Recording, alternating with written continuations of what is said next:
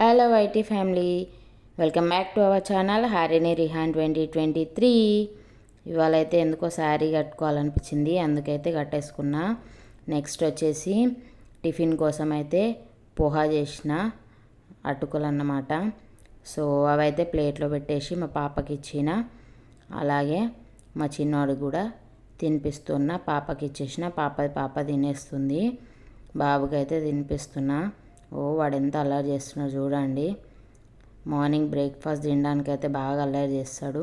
అది వానికి నచ్చినవి అయితే తింటాడు, నచ్చకపోతే అంతే ఇక. సో కొన్ని అయితే తిన్నాడు.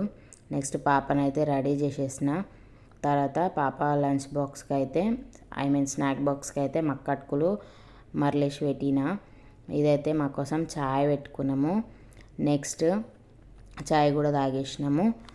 తర్వాత ఆఫ్టర్నూన్కి వచ్చేసి ఆలు టొమాటో ఫ్రై అయితే చేస్తున్నా. సో రెసిపీ అయితే పెట్టలేదు, జస్ట్ అట్లా చూపిస్తున్నా అంతే. సో ఇలా అయితే అవుతుంది. ప్లీజ్ ఫ్రెండ్స్ వీడియోస్ చూడండి, చూసి సబ్స్క్రైబ్ చేసుకోండి, నచ్చితే లైక్ చేసి షేర్ చేసి కామెంట్ అయితే చేయండి. సో లంచ్ అయితే అయిపోయింది, ప్రిపరేషను రైస్ అలాగే ఆలు టొమాటో ఫ్రై.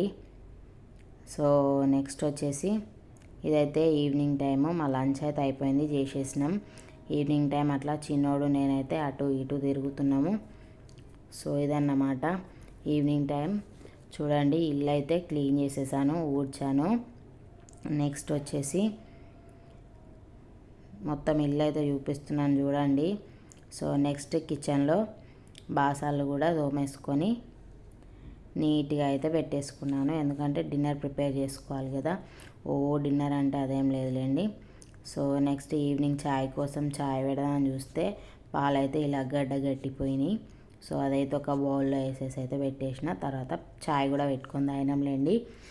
సో నెక్స్ట్ వచ్చేసి డిన్నర్ కోసం అయితే ఆలు ఫ్రై అయితే ఉండదండి. సో రైస్ కోసం అయితే రైస్ తీసుకొచ్చి బౌల్లో దాన్ని అయితే 2 to 3 times మంచిగా వాష్ చేసుకొని అయితే కడుగుతున్నాను.